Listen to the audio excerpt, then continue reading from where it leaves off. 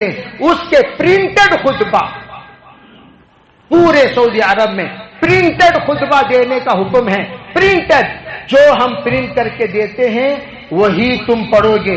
او سدیش تجھے بھی کچھ ایکسٹرا بولنے کا حق نہیں ہے. شریم تجھے بھی کچھ ایکسٹرا بولنے کا حق نہیں ہے.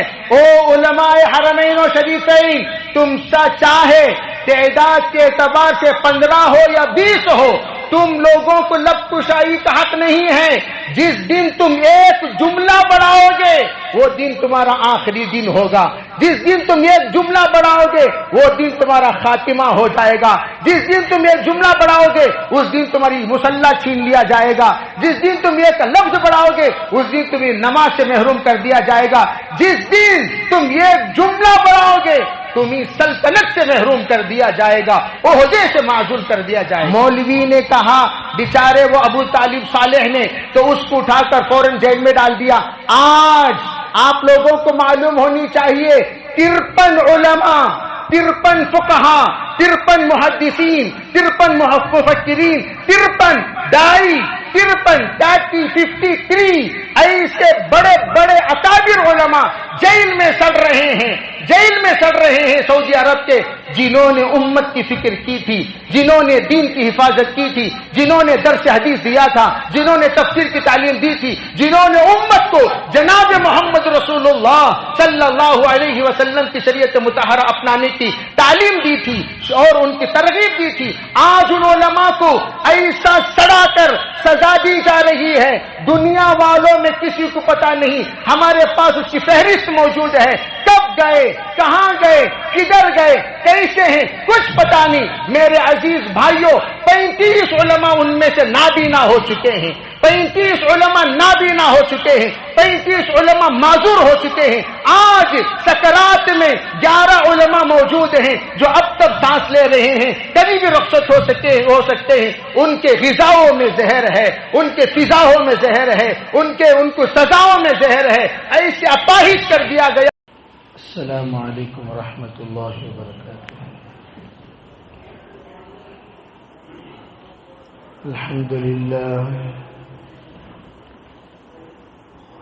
لله نحمده ونستعينه ونستغفره ونؤمن به ونتوكل عليه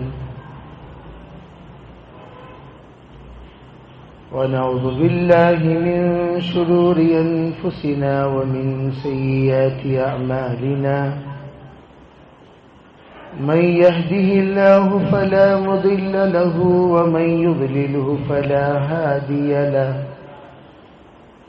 ونشهد أن لا إله إلا الله وحده لا شريك له ونشهد أن سيدنا وسندنا ونبينا ومولانا محمدا عبده ورسوله صلى الله عليه وعلى آله وأصحابه وبارك وسلم تسليما كثيرا كثيرا. أما بعد فأعوذ بالله من الشيطان الرجيم. بسم الله الرحمن الرحيم. يا أيها الذين آمنوا اتقوا الله وقولوا قولا سديدا يصلح لكم أعمالكم ويغفر لكم ذنوبكم ومن يطع الله ورسوله فقد فاز فوزا عظيما. وقال النبي صلى الله عليه وسلم يا أيها الناس استغفروا ربكم إني أستغفر في اليوم 70 مرة. وقال عليه الصلاة والسلام بلغوا عني ولو آية. اللهم أيدنا بتأييدك اللهم أيدنا بتأييدك اللهم أيدنا بتأييدك يا رب العالمين.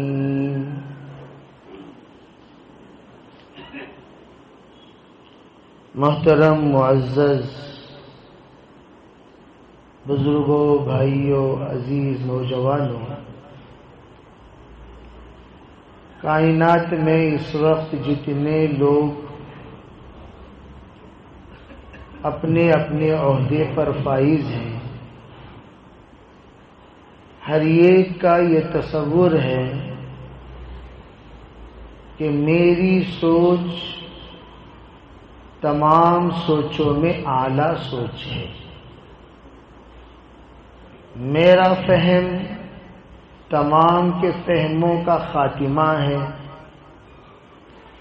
میری عقل سید العقول ہے، میری سمجھ انتہائی آخری سمجھ ہے۔ اسی تصور کے ساتھ کائنات کا ہر انسان جیتا ہے، اور اسے جب کوئی عہدہ دے دیا جاتا ہے، یوں سمجھتا ہے کہ اس عہدے کا لائق میں اکیلا تنہا تھا، میرے علاوہ تو کائنات میں سب نالائق ہی نالائق تھے، لائق تو میں اکیلا تھا، اسی لیے مجھے چنا گیا، اسی لیے مجھے بنایا گیا، اسی لیے مجھے منتخب کیا گیا، اسی لیے میں جو بھی ہوں وہ ہوں۔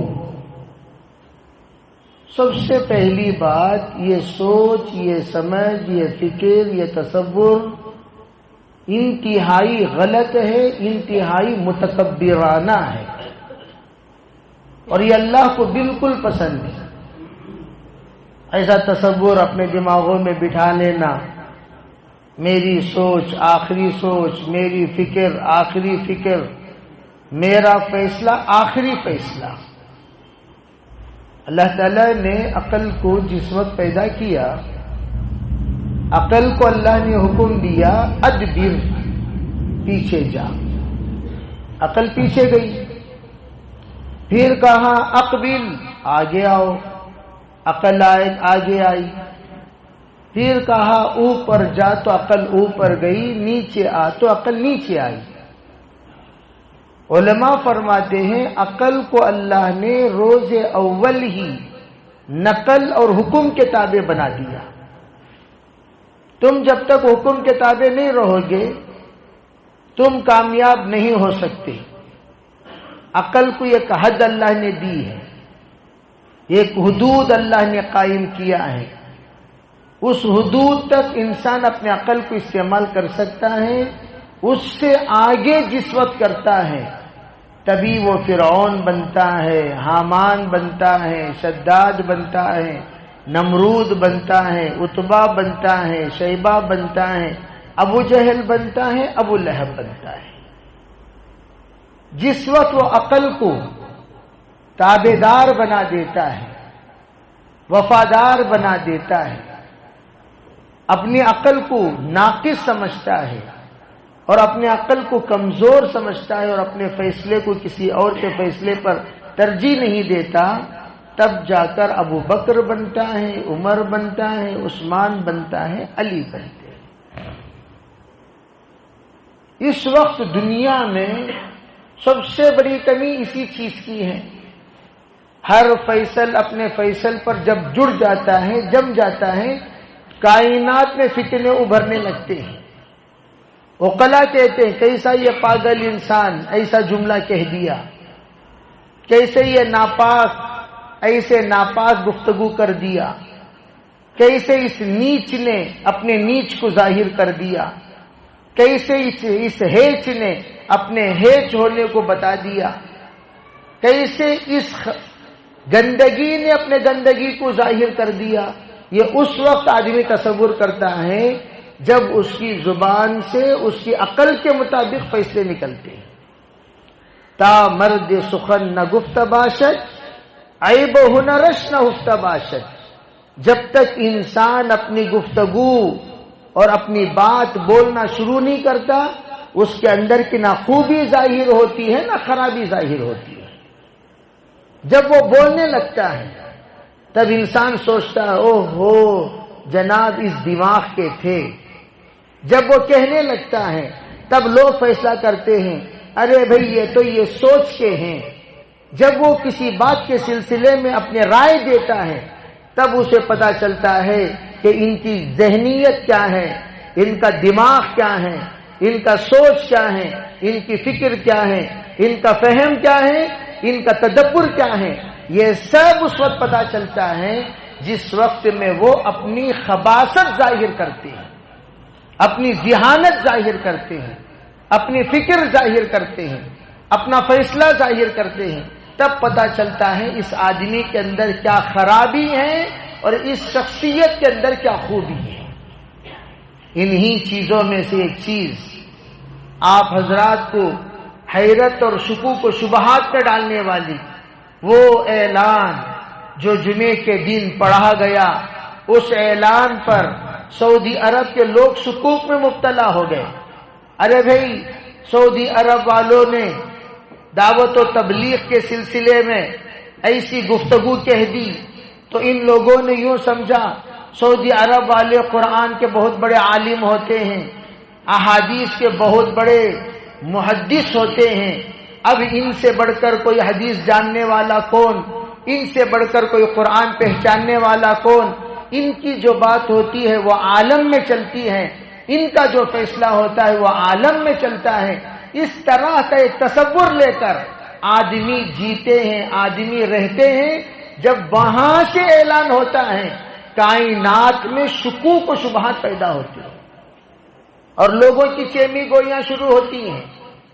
لوگ اپنی گفتگو کرنا شروع کرتے ہیں، لوگ تبصرہ کرنا شروع کرتے ہیں، لوگ تذکرہ کرنا شروع کرتے ہیں، لوگ شک میں مبتلا ہو جاتے ہیں، لوگ حیران ہو جاتے ہیں، وہ جو قریب سے جانتے ہیں، جو پریشان ہو جاتے ہیں، وہ جو دور سے جانتے ہیں. ارے بھئی اس کے سلسلے میں ہم نے یہ سنا، یہ سنا، یہ سنا، یہ سنا، اور انہوں نے کیا سنا اور کیا کہا. حقیقت میں ہمیشہ خمیر کو دیکھنا چاہیے. خمیر علماء فرماتے ہیں خمیر کسے کہتے ہیں؟ جس سے انسان بنایا جاتا ہے. جبل گردد جبلت نہ گردد، صحبت صالح تورا صالح کند، صحبت طالح تورا طالح کند. امام غزالی فرماتے ہیں انسان بدل سکتا ہے. 3 چیزیں شرط. سب سے پہلی چیز صحبت بدلے گی تو انسان بدلے گا. فطرت انسان کی ہرگز نہیں بدلتی، فطرت میں کوئی تبدیلی نہیں آتی، فطرت جیسی ہے ویسی ہی رہتی ہے. ہاں وہ فطرت بدل سکتی ہے. کب؟ جس وقت اس فطرت کا رخ بدل دیا جائے. حضرت مولانا یوسف علیہ الرحمہ فرمایا کرتے تھے ہم لوگ ہرگز فطرت کو نہیں بدل سکتے. جیسے عورتوں کی فطرت ہے اذا اجتمعنا قلنا وقلنا، جب جمع ہوتی ہیں بولتی ہیں بولتی ہیں بولتی ہیں بولتی ہیں بولتی رہتی ہیں. یہ عورتوں کی فطرت ہے. آپ اگر یوں چاہیں میں عورتوں کی فطرت کو بدل دوں، ان کے بولتی کو بند کر دوں، ان کو گونجی بنا دوں، ان کو چپ کر دوں، یہ چپی ہو جائے، ہرگز یہ ناممکن ہے. آپ سے یہ ہو نہیں سکتا. ہاں البتہ آپ عنوان بدل سکتے ہیں، آپ باتوں کا رخ بدل سکتے ہیں. ان کا عنوان تھا کپڑا، کپڑے پر خوب بولتی ہیں، زیور خوب بولتی ہیں، برتن خوب بولتی ہیں، کلر خوب بولتی ہیں، اپنے بچوں کی تعریف خوب بولتی ہیں، کسی کی غیبت خوب کرتی ہیں. تو ان کے مخصوص دلچسپ عناوین ہیں، اس پر بولتی ہیں بولتی ہیں بولتی ہیں بولتی رہتی ہیں. حضرت نے فرمایا اس کو عنوان بدل دو، ان کے اندر توحید بسا دو تاکہ توحید بولے، تقوی بسا دو تقوی بولے، حیا بسا دو پردہ بولے. ان کے اندر طہارت بسا دو، پاکی بولے. ان کے اندر وہ چیزیں بسا دو جو چیزیں اللہ کے رسول صلی اللہ علیہ وسلم نے صحابیات میں بسا دیا. پھر وہ بولیں گی جو صحابیات بولتی تھی، پھر وہ بولیں گی جو ازواج مطہرات بولتی تھی، پھر وہ بولیں گی جو اللہ کی نیک برگزیدہ بندیاں بولتی تھی. ان کا عنوان بدل جائے گا، بولتی نہیں بدلے گی. بولنا نہیں چھوڑیں گے، بولیں گے ضرور، عنوان بدل کر بولیں گے. اسی طرح فطرت کیا ہے؟ ہم سب سے پہلی چیز تاریخ کو سمجھنا ہے. آپ لوگوں کو معلوم ہونی چاہیے. میں مختصر تاریخ بتا دوں تاکہ آپ کے ذہنوں میں بھی یہ بات رہے کہ سب سے پہلے یہاں کہاں سے چلا. یہ تو عنوان اتنا وسیع عنوان ہے، 5 گھنٹے بھی آپ دیں گے تو یہ عنوان ختم نہیں ہوگا. میں بڑے اختصار کے ساتھ منزل تک پہنچنے اور پہنچانے کی کوشش کروں گا. بات یہ ہے سعودی عرب. سعود یہ حقیقت میں ایک جزیرہ ہے. وعینہ، عنزہ، اس عنزہ جزیرے کے باشندے. وہاں کا ایک چھوٹا سا بادشاہ تھا جس کا نام تھا سعود. اس کا ایک بیٹا تھا جس کا نام ہے عبدالعزیز. اب یہ سعود کے خاندان سے، نسل سے آنے والا عبدالعزیز ہے. اب ہوا کیا واقعہ؟ سعود نے 1818 میں عبد الوہاب نجدی سے اپنا رشتہ جوڑ لیا، اپنا تعلق جوڑ لیا، اپنا جو بھی مذہبی اعتبار سے کام کرے گا اس کے اعتبار سے لنک جوڑ لیا. اب عبد الوہاب ایک متشدد عالم دین، ایک ایسا سخت مزاج انسان، ایسا سخت جو اللہ کے رسول کا منشا ہے، اس منشے کے بالکل خلاف دین کو پیش کرنا، مذہب کو پیش کرنا، یہ ان کی عادت تھی. وہاں سے وہابی لوگوں کا سلسلہ شروع ہوا. وہابی کہتے ہیں ایسے لوگوں کو جو چھوٹی چھوٹی بات کو ناجائز قرار دے دیں، چھوٹی چھوٹی بات کو حرام قرار دے دیں، چھوٹی چھوٹی بات کو شرک قرار دے دیں، چھوٹی چھوٹی بات کو خارج اسلام قرار دے دیں. ایسے مزاج والے وہابی ہوا کرتے تھے. اب ہوا کیا؟ ان کا رشتہ جڑنے کے بعد یہ لوگ سلطنت عثمانیہ سے مقابلہ کیے. ایک مرتبہ ہار گئے، پھر 6 سال تک انہوں نے تیاری کی. اس کے بعد انہوں نے پھر دوبارہ حملہ کیا، ریاض پر قابض ہو گئے. قصہ مختصر، لڑتے لڑتے جنگ کرتے کرتے یہ لوگ عرب کے اندر داخل ہونا شروع ہوئے. حجاز مقدس میں 1901 میں آہستہ آہستہ مکے کے اندر داخل ہونا شروع ہوا. 1924 میں مکے پر قابض ہوئے. 1925 میں مدینے پر قابض ہوئے. پھر پورے عرب میں جو اس وقت سعودی عرب ہے اس پر قابض ہوئے 1932 میں. 1932 میں یہ پورے عرب پر قابض ہو گئے. انہوں نے عبدالعزیز نے سب سے پہلے قابض ہونے کے بعد بڑا نیک آدمی تھے، بڑے پاک آدمی تھے، خدا ترس آدمی تھے، اللہ سے ڈرنے والے انسان تھے، تقوی طہارت والے انسان تھے، بڑے اچھے مزاج والے تھے. ان کے اندر حرمین شریفین کی بے انتہا قدر و قیمت تھی. بہت ہی زیادہ باادب انسان تھے، علماء پرست انسان تھے اور علماء کے تابع دار انسان تھے اور خدا ترس انسان تھے. اللہ سے ڈر کر زندگی گزارتے تھے. عبدالعزیز نے کیا کیا؟ جس وقت انہوں نے مدینہ منورہ قبضہ کیا، سب سے پہلے وہابی لوگ آئے. آ کر 1927 میں انہوں نے یوں کہا اب آپ کے قبضے میں مدینہ آ گیا. مدینہ منورہ میں جو جو چیزیں خلاف شرع ہیں اس سب کو ختم کرنا آپ کے اوپر ذمہ داری ہے. پھر انہوں نے کہا ارے بھی کیا کیا خلاف شرع ہے؟ کہا یہ ختم کرو، وہ ختم کرو، وہ ختم کرو، یہ ختم کرو. جتنی تاریخی مقامات تھیں ان تمام کو ختم کرنا شروع کیا. آخر میں نمبر آیا گنبد خضرا کا.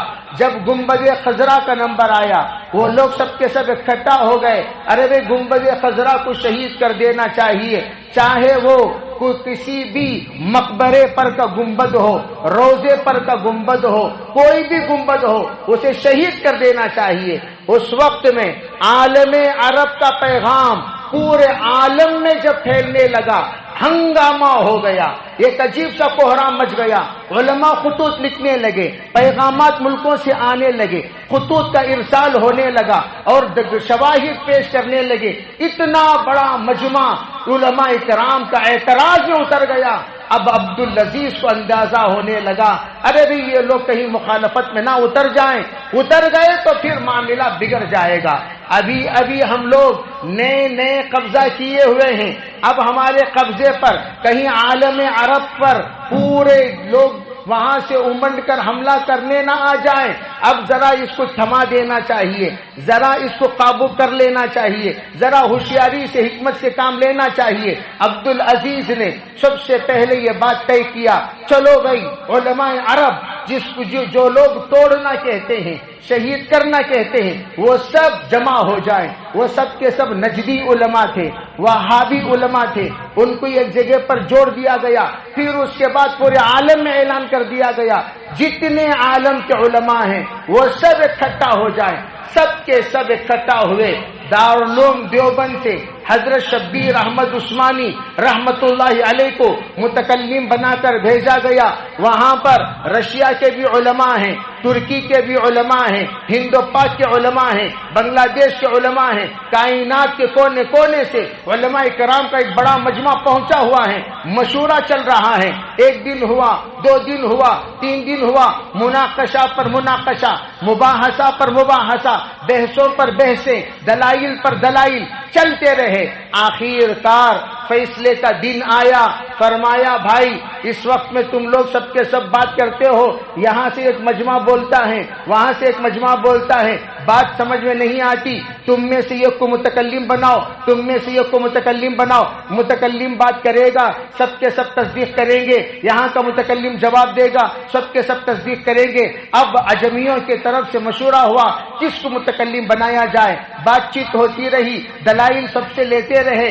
آخر کار حضرت مولانا شبیر احمد عثمانی رحمت اللہ علیہ جو شارح مسلم مشہور محدث جو حضرت تھانوی کے صحبت یافتہ ہیں، ان کو متعین کیا گیا۔ حضرت انشاءاللہ مفسر قرآن بھی ہیں، محدث بھی ہیں، فقیہ بھی ہیں، دور اندیش بھی ہیں، بڑے حکیم بھی ہیں، حکمت والے بھی ہیں، اور بہت ہی آسان عربی میں اجمیوں کو عربوں کو سمجھ میں آئے جیسا گفتگو کرتے ہیں۔ چلو انہی کو ہمارا متکلم بنا دیا جائے۔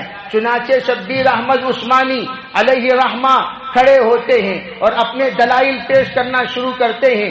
وہ دلیل جس کو اللہ کے رسول صلی اللہ علیہ وسلم نے حضرت عائشہ کے مطالبے پر ارشاد فرمایا سرکار میرا جی تو یوں چاہتا ہے کہ حرم شریف کو اس انداز پر لا لیا جائے جس انداز پر حضرت ابراہیم نے بنایا۔ فرمایا نہیں عائشہ، اگر میں اس انداز پر آج میں حرم پر ہاتھ رکھ دوں، کعبے پر ہاتھ رکھ دوں، یہ لوگ نئے مسلمان بہت بڑے فتنے میں مبتلا ہو جائیں گے، اس لیے میں اس پر ہاتھ نہیں رکھتا۔ اسی دلیل کو جو بخاری شریف میں حدیث الجاہلیہ والی روایت ہے اس کو پیش فرمایا۔ فرمانے کے بعد پورے کے پورے عرب خاموش ہیں۔ فرمایا شاہ عبدالعزیز درمیان میں بیٹھے ہوئے تھے، عجیب الہندی، ارے بھائی تم لوگ اس ہندوستانی عالم کو جواب دو۔ یہاں سے کوئی نجدی اٹھنے کو تیار نہیں، یہاں سے کوئی وہابی اٹھنے کو تیار نہیں۔ فرمایا ارے بھائی جواب دو، کوئی جواب نہیں، جواب دو، کوئی جواب نہیں۔ پھر فیصلہ کر دیا گنبد خضرا کو شہید نہیں کیا جائے گا۔ میرے عزیز بھائیوں، میں آپ لوگوں سے یہ عرض کرنا چاہتا ہوں، یہ تمام ترتیب جو کچھ میں نے بتائی یہ اب وہابی صحبت یافتہ کی، لیکن شاہ عبدالعزیز معتدل مزاج انسان تھے، انہوں نے ہرگز وہ وہابی مزاج کو نہیں اپنایا، اپنے مزاج پر جمے رہے۔ بہرحال انہوں نے ایک مرتبہ کا واقعہ ہے، شاہ عبدالعزیز روتے ہوئے بیٹھے ہیں۔ 1932 میں جس وقت مملکت العربیۃ السعودیہ کا نام رکھا گیا، پوری کائنات میں ایک بھی ملک ایسا نہیں ہے جو کسی انسان کی طرف منسوب ہو سوائے المملکت العربیۃ السعودیہ۔ سعودیہ یہ ان کے جد امجد سعود کا نام ہے، اس کے نام سے منسوب کیا گیا۔ اس کے علاوہ کائنات میں ایک بھی ملک آپ کو ایسا نہیں ملے گا جو کسی شخصیت کی طرف منسوب ہو۔ منسوب کرنے والے، نام رکھنے والے شاہ عبدالعزیز ہیں۔ شاہ عبدالعزیز بہت ہی زیادہ تہجد گزار خدا تر، ایک مرتبہ کعبے کے پاس حجر اسود کے سامنے ہمیشہ ان کی عادت تھی تلوار ایسا ہاتھ میں رکھ لیتے تھے، روتے ہوئے بیٹھے رہتے تھے. بڑی لمبی عمر اللہ نے ان کو عطا فرمائی حکومت میں. اب وہ رو لے کر بیٹھے ہوئے ہیں. اب لوگ دیکھتے تھے ہمیشہ کہ رو رہے ہیں، دعا کر رہے ہیں، مانگ رہے ہیں. تو یہ تمام چیزیں تو ماشاءاللہ لوگ معائنہ کرتے تھے. ایک مرتبہ کسی نے، نوجوان نے ہمت کرتے ہوئے آگے بڑھا. آگے بڑھنے کے بعد کہا میں یہ عرض کرنا چاہتا ہوں امام صاحب، ذرا بادشاہ جہاں پناہ سے پوچھئے کہ یہ روتے کیوں ہیں ہمیشہ، ذرا آئیے ہم ان سے پوچھ لیتے ہیں، ذرا معلوم کر لیتے ہیں. دونوں کے دونوں گئے. جانے کے بعد پوچھا حضرت ذرا بتائیے آپ روتے کیوں ہیں؟ شاہ عبد العزیز جو معتدل مزاج والے تھے، انہوں نے کیا کیا، اس وقت عرب میں کعبۃ اللہ کے طرف 4 مسلح تھے. ایک مسلح دائیں بائیں آگے پیچھے، حنفی کا، شافعی کا، مالکی کا، حنبلی کا، 4 مسلح الگ الگ. چاروں کے چاروں امام اپنی اپنی نماز ادا کرتے تھے، اپنی اپنی نماز پڑھاتے تھے. لیکن شاہ عبد العزیز نے ایک امام پر سب کو جمع کیا. کہا کہ اب 4 امام نہیں ہوں گے، ایک ہی امام ہوگا، ایک امام کے تابع سب کے سب تابع دار ہوں گے. اس بات کو سب جم گئے. الحمدللہ پورے عرب سے جو چوریاں تھی بند کرا دی گئی، زنا بند کرا دیے گئے، فحاشی بند کرا دیے گئے، عیاری بند کرا دیے گئے، آزادی بند کرا دیے گئے، بے حیائی بند کرا دیے گئے، شراب نوشی بند کرا دی گئی. تمام طرح کے منکرات سیئات جتنے بھی تھے سب بند کرا دیے گئے.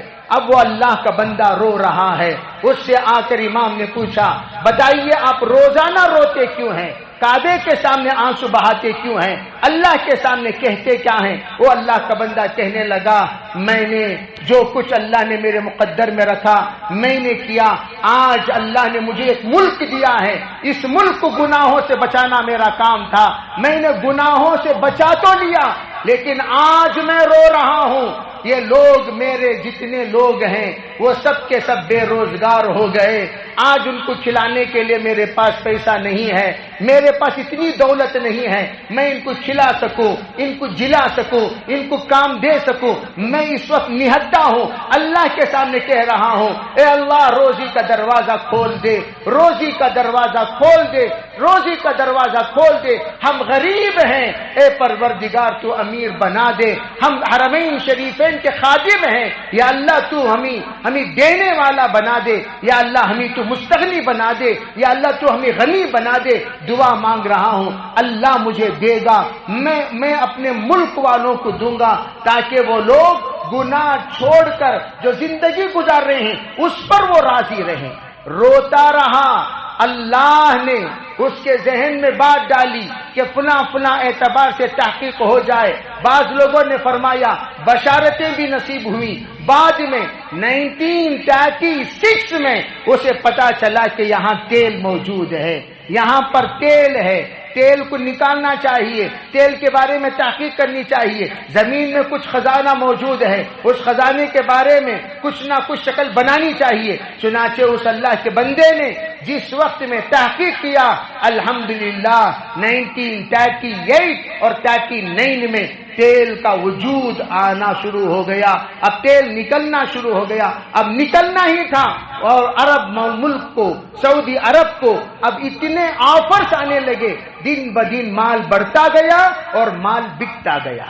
الغرض یہ ایک مختصر میں نے آپ کے سامنے خاکہ بیان کر دیا. نیکسٹ وہ جتنے ان کے ولی عہد ہیں آتے گئے. اس زمانے میں صحبت غیروں کے ساتھ ان کی نہیں تھی. قانون اسلام کو انہوں نے لحاظ رکھا، پابندی کی. اللہ کے رسول نے جو حد بندی فرمائی اس حد بندی پر جمے رہے. جن کو انہوں نے فرمایا یہاں یہ حلال ہے تو انہوں نے حلال کہا، حرام ہے تو حرام کہا. جس وقت صحبت بدلتی ہے، جس وقت تعلقات بدلتے ہیں، جس وقت رشتہ بدلتا ہے، جس وقت بیٹھک اٹھک کسی اور سے ہوتا ہے، ان کی ذہنیت منتقل ہونے لگتی ہے.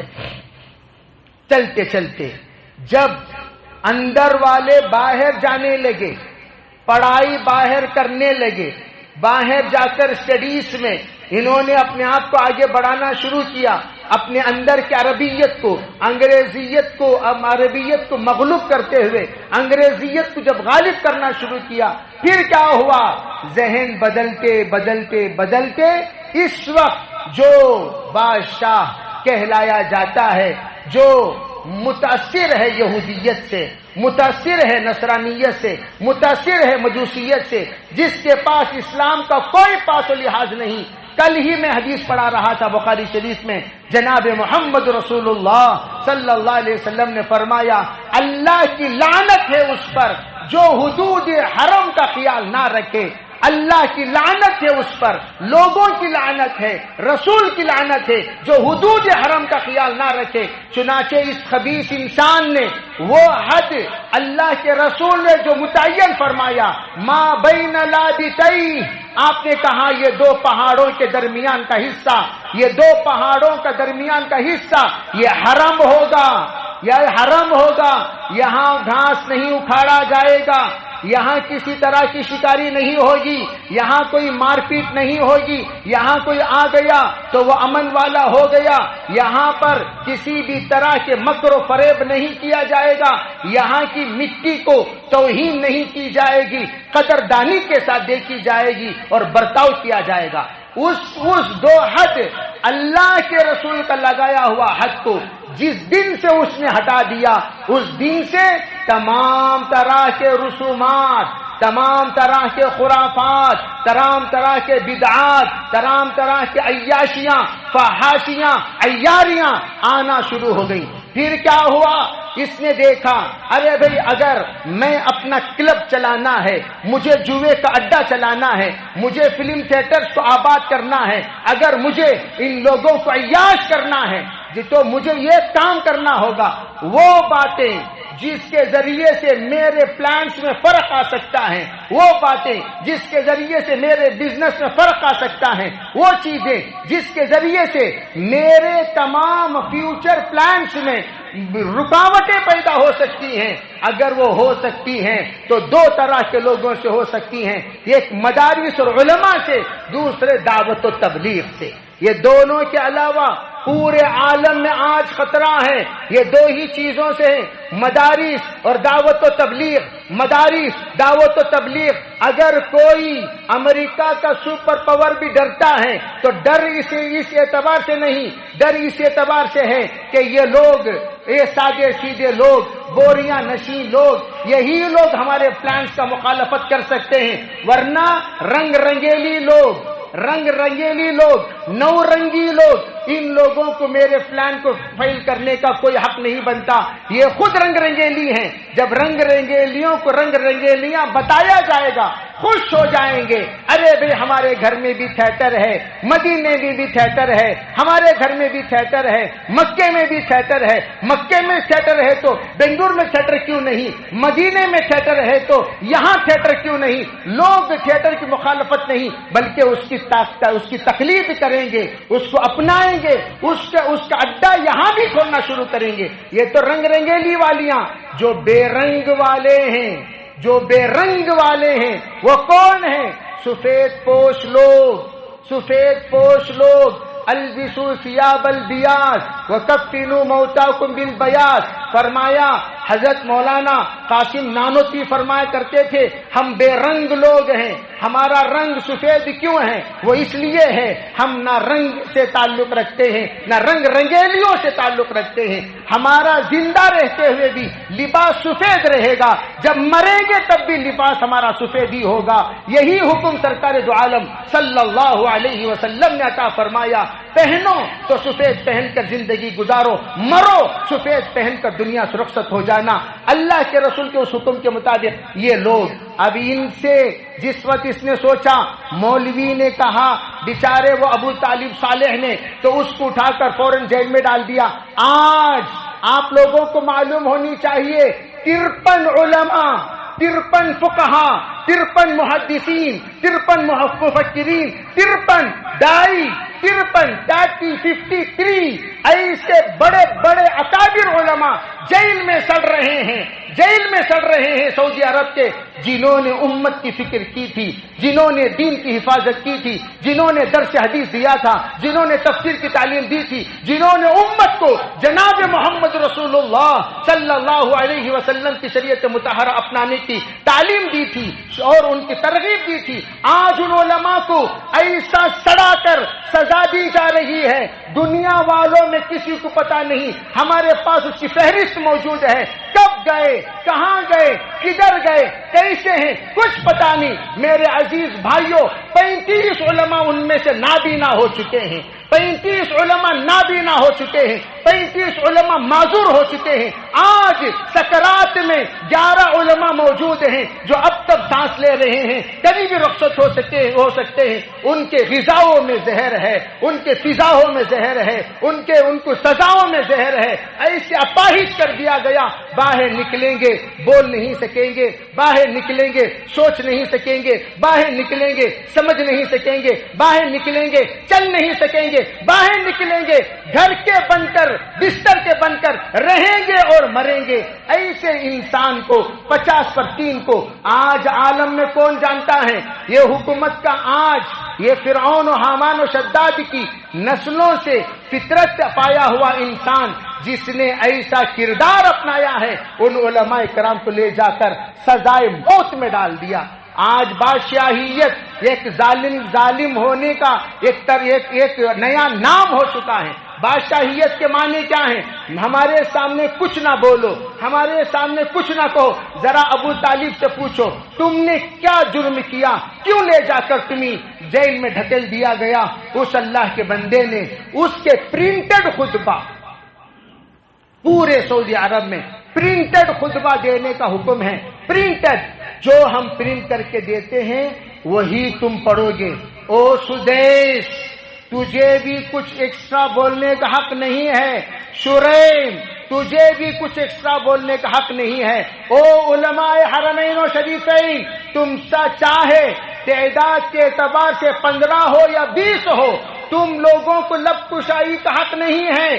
जिस दिन तुम एक जुमला बढ़ाओगे वो दिन तुम्हारा आखिरी दिन होगा। जिस दिन तुम एक जुमला बढ़ाओगे वो दिन तुम्हारा खातिमा हो जाएगा। जिस दिन तुम एक जुमला बढ़ाओगे उस दिन तुम्हारी मुसल्ला छीन लिया जाएगा। जिस दिन तुम एक लफ्ज बढ़ाओगे उस दिन तुम्हें नमाज से महरूम कर दिया जाएगा। जिस दिन तुम एक जुमला बढ़ाओगे तुम्हें सल्तनत से महरूम कर दिया जाएगा, ओहदे से माजूल कर दिया जाएगा।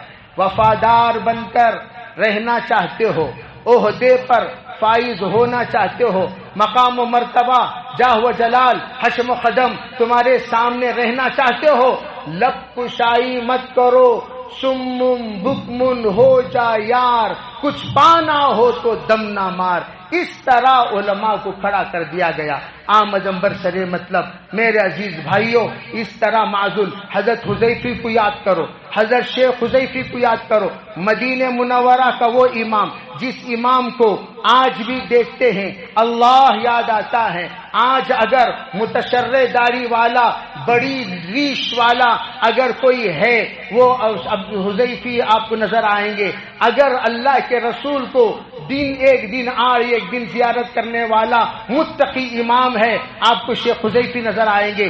सादा सीधा बगैर किसी पुलिस के आने जाने वाला इमाम है, वो पुराना कदीम शेख हुज़ैफी है। जिस वक्त शेख हुज़ैफी ने कुछ नहीं किया, जब उनके जिम्मे खुतबा की जिम्मेदारी थी, उन्होंने मिंबर पर खड़े होकर उन आयतों की तिलावत फरमाई जिन आयतों में यहूदियों पर लानत है, नसारा पर लानत है।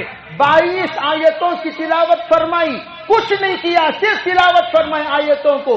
फरमाया आयतों की तिलावत के बाद वही जुमा उनका आखिरी जुमा था, ले जाकर उनको जेल खाने में डाल दिया गया। कहां तुम्हारी हिम्मत कैसे हुई हमारे दोस्तों पर लानत भेजने की? तुम्हारी हिम्मत कैसे हुई हमारे मुताल्लिकीन पर लानत भेजने की? तुम्हारी हिम्मत कैसे हुई? अरे भी कुरान पाक की आयतें, इन्हीं आयतों को क्या चुनना था?